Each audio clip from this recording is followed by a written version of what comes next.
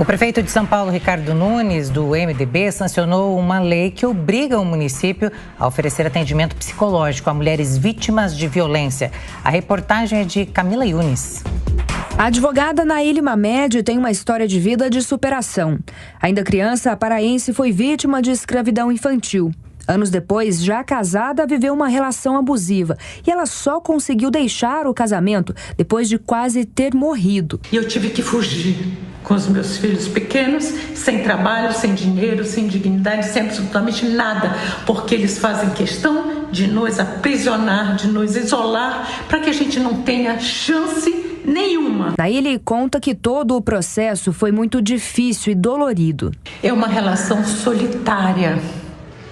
Você se sente só, você tem vergonha de falar com os amigos, você tem vergonha de contar para sua família que você sofre violência psicológica e violência física. Olha a vergonha, além da vergonha, você se sente culpada.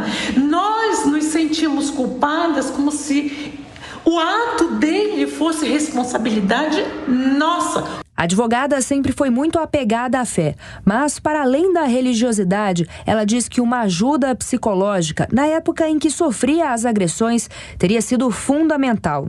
O auxílio de um especialista é indispensável para ajudar essas mulheres a retomarem a vida, como explica a psicóloga Miriam Durante. Se você não tem um acompanhamento, e na maioria dos casos elas não têm, isso causa um trauma muito grande.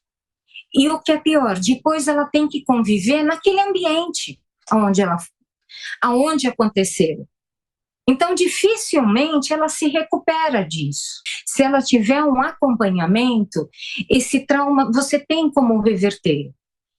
E tirar a insegurança, porque senão ela vai ser uma pessoa que dificilmente, se for uma violência sexual, dificilmente ela vai ter uma vida saudável dali para frente. Aqui em São Paulo, o prefeito Ricardo Nunes sancionou uma lei que obriga o município a fornecer ajuda psicológica a mulheres que forem vítimas de violência. Ainda não há detalhes de como essa norma vai funcionar.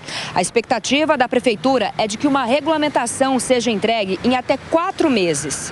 Para o sociólogo e professor da PUC do Paraná, César Bueno de Lima, a medida é de extrema importância, mas ressalta que deve ser bem planejada. A iniciativa, a ideia é boa, agora a gente tem que ver a forma como isso se implementa, né? Então a gente não pode mudar uma realidade difícil, né? Porque a gente sabe exatamente o quão, né, a violência intercepta vidas, corpos, né, dessas mulheres, mas a gente não pode mudar uma realidade estrutural com apenas um projeto de lei, não é isso? Então a gente precisa efetivamente envolver os atores, né? Ou seja, as mulheres, os movimentos de mulheres, os movimentos das mulheres que sofrem violência, não é isso? As instituições que cuidam diretamente ou indiretamente, né, dessa situação, de forma que a gente possa efetivamente fazer com que esse projeto de lei ele tenha eficácia e materialidade no dia a dia dessas mulheres que sofrem violência. Então, essas campanhas educativas, pedagógicas, elas são importantíssimas, né, para que a gente possa efetivamente ter êxito, né, nesse tipo de iniciativa, né, da prefeitura ou de órgãos de governo, né, do Estado ou da própria União, né? Mesmo que o projeto ainda esteja caminhando, o especialista afirma que a medida pode incentivar outros municípios no combate à violência contra a mulher.